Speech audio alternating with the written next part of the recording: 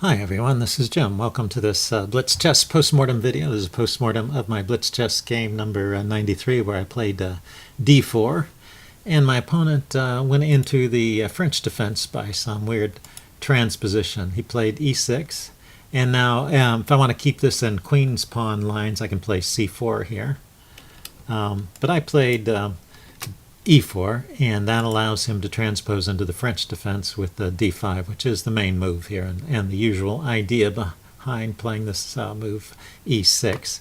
But my opponent didn't play that. He played knight f6, a very unusual move. And now I suppose the most common reply here is bishop g5, which is pretty logical. The knight is attacking this center pawn. You pin the knight and threaten to push to e5 and win that knight. Of course, he'll play bishop e7, and then it's a game. You have to either push that pawn or defend it eventually. I just defended the pawn right away, but I defended with the bishop, so I'd have the option of playing the c pawn to c3 or c4 later. So I didn't want to block that with the knight. And I didn't want to play knight d2, blocking in the bishop, so defending with the bishop. He plays d5 here. And so now we have transposed into a French defense. And I guess if I played knight d2, this would be a kind of Tarrasch French. But I am more comfortable playing the classical French. So this resembles that in some way. But it's not exactly any position at all in terms of opening theory.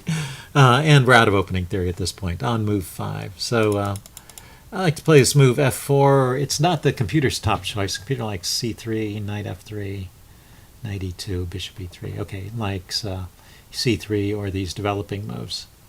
Yeah, all those moves have logic. The idea of f4 is to provide protection for the e5 point, because you know that black is going to be pushing ahead with c5 and trying to undermine the center. And so you're just getting ahead of that plan by playing that move f4. Yeah, computer thinks things are about even, so maybe not the most precise way to play, but it's still playable. Now, thinks here black should just go ahead and take the pawn, but he pushes instead, and now have an okay game. I'm going to leave the computer on. This game had a couple of startling blunders in it, so no great tactical quiz opportunities, but just a few interesting avenues to explore with the chess engine. If you saw the game itself, you saw most of the tactics already. So anyway, yeah, we're just developing kind of normal moves here. If we back up a bit here, I was debating between, a3, knight c3, or just pushing the pawn to c3, and the computer likes this move a3. Although a3, oh, there it's going b3. Let's look at this line, a3, castles, knight c3. Yeah, so I was thinking about that line. You just put a3 there to prevent him from playing b5 right away. But I wasn't sure how stable the knight was there. He might push ahead with a5 and b4 anyway. So I went with this c3 plan. Still about an even game. And, it doesn't think I should exchange here. It thinks I should continue to ignore these pawns over here and play queen c1, queen c2, maybe putting something on the c file there, knight g5. Okay, but I took, and so that gives him a couple pawns as well as an avenue of attack. So I can see it. That gave some advantage to black there in retrospect. But I'm continuing to attack on the king side, and right here is an interesting point. so here's where I make my first blunder, but this is the move I wanted to explore with the help of the chess engine. It says I can play knight takes e6 here. I didn't want to just retreat the knight, so I brought my queen out to pin that pawn. But that loses, and you'll see why in just a second if you don't spot it immediately. But, I was thinking before bringing my queen out, I was thinking, well, maybe I should play knight takes f7, but I didn't see anything there. And indeed, that's not particularly good. It's got a score of -1. But knight takes e6, computer thinks is good. And it's with the same idea. So f takes e6, and then bishop h5 comes with check. See, now when you sack the knight on f7, the king comes to this square f7, and bishop h5 check can be met by the move g6 here, blocking the bishop. But when you take on e6, it's similar, but black had to retake with a pawn, so now there's nothing to block this check, and the king is forced to move. King to f8. So you've got one pawn for the piece. It does not seem like a whole lot. And looks like there's a very precise move to continue the attack, f5. Just blasting open lines on the king. So this is pretty interesting. And now there's different ways to defend. It was trying, it gave up on those ideas. So it started to like this idea c3, but then it got worse as it looked further. So it thinks the best way to defend now is king g8. And then, of course, you're going to grab another pawn. Yeah, so now you've got 2 pawns for the piece, and you've got a good attack. So anyway, that would have been a very interesting way to play. And it was funny, I was close. But I always, this is one of those things maybe I should make a note to remember for myself, but also a hint for you guys. If you're thinking about a knight takes f7 sack, maybe you should think about the knight takes e6 sack too. It might be better. Okay, so I played none of the above. I played queen h4. And this is just losing. You see the evaluation went to -4 here almost immediately. Thing is, he just castles, and there's no way to save the knight because it's pinned, and it's under attack by a pawn. I move my queen out of the way, and he grabs the piece. And now he's just winning, and he continues to play okay moves. He maintains his advantage here. He simplifies, and he gives up a pawn there. So the advantage is dropped to -2 here. But he's still winning. I mean, -2 is still a winning advantage. Just means he wasn't playing the most precise moves. Okay, and so all I'm looking for here is cheap tricks. And so this is my cheap trick. I play this move here. And if you saw the game, you know my idea is to play bishop to g5 here, hitting the queen and hitting the knight with my queen simultaneously. And he can defend against this very easily if he sees it coming. You just have to be aware that these tactics are coming. You have to ask yourself, well, why did my opponent play this crazy move g6? Is it just a desperado, or does he have an actual idea? So just queen b6, coming over here, attacking my knight and getting out of the way of this bishop, and he still maintains his advantage. But he didn't. He played f5. And now this is another object lesson in you have your tactic planned ahead of time, and sometimes you just play it. So I just played bishop g5 here, which is a move that gives me equality. But there's a winning move here if you look at the computer. Just queen h3. Because how can you stop this checkmate threat? Knight f6, rook f7. Okay, knight f6 is just sacking a piece. Well, first of all, let's look at rook e8. Is the mate in 2. Only one move.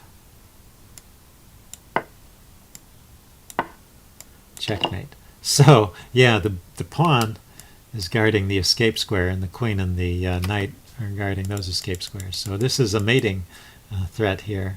The other move, the computer moves, are all giving up material. Rook f7, of course, you can just take it, and knight f6, you can just take it.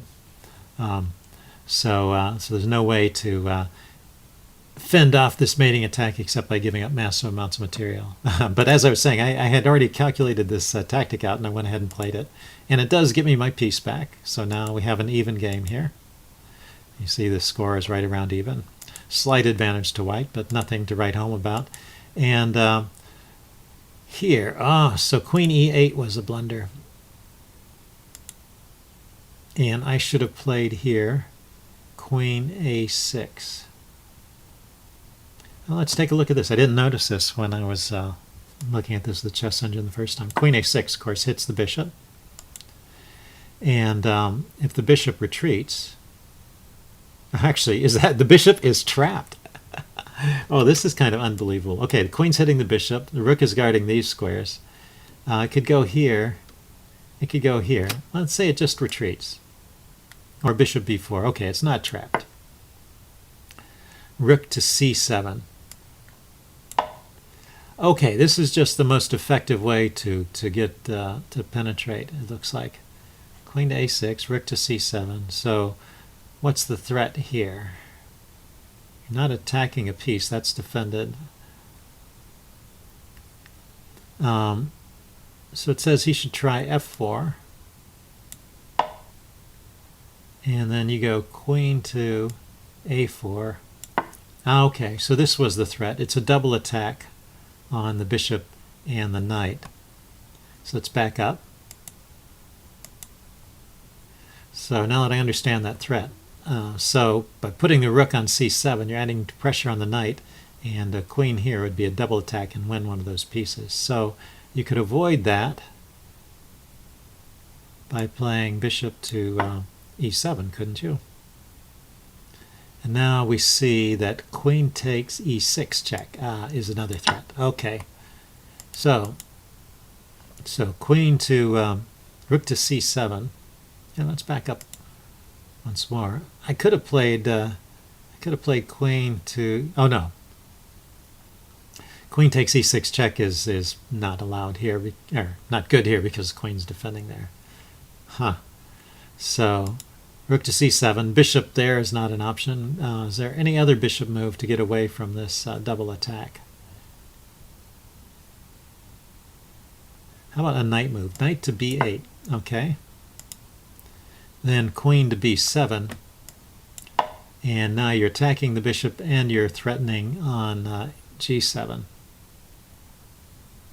So queen g6 just gives up the bishop. Okay, so that would have been a good attack there, that move, queen a6 here. Missed that one. I played the move knight to d2, just trying to maneuver my knight into a better position. I mean, I didn't realize I had a winning attack at that point, and in fact now it's once again about even. He retreats the bishop, and I defend my bishop, and it says, instead of defending my bishop, it says I should play knight f3. Defending with the knight. Okay. I was thinking the queen over there might be good, but with accurate defense, I guess black is okay. And invading with the rook, and bishop takes, queen takes, and rook f7. Yeah, so now, instead of retreating, actually it gives rook takes f7 as the best move. I played rook takes f7 with another cheap trick in mind. Of course, he should take with the king, because if he takes with the queen, I check and pick up the knight. But if he takes with the king, let's see, it says my best move is just knight f3 and just continuing that way. There's just not enough here, I guess. g4, h5. I was wondering if h5 was an idea, supporting the queen to this square. Knight f3, knight d7. Now g4. Yeah, it's just trying to mess up the pawns over here on the king side and get some activity going. So with king takes f7, if I had tried the direct queen here check, he can just go to e7. Queen h7, so I can penetrate here, but it looks like black can defend adequately. So if he had just played king takes f7 instead of queen takes, which he played, and then I went here check, and then he resigned. So that was the second instance of that. So there's a couple times in the game where I had set up a tactic and my opponent just walked right into it. So I'll let this be a lesson to you. It's worthwhile taking the time, especially if your opponent has paused to think for a little bit. You should wonder, is he setting up some tactic? Should I walk right into it, or maybe I should take a second and try and figure out what's going on and what's the best recapture? Because there's only two moves here you really need to think about, and you have time in a blitz game to look at both of those and say what's the best way to recapture, and is there a trick?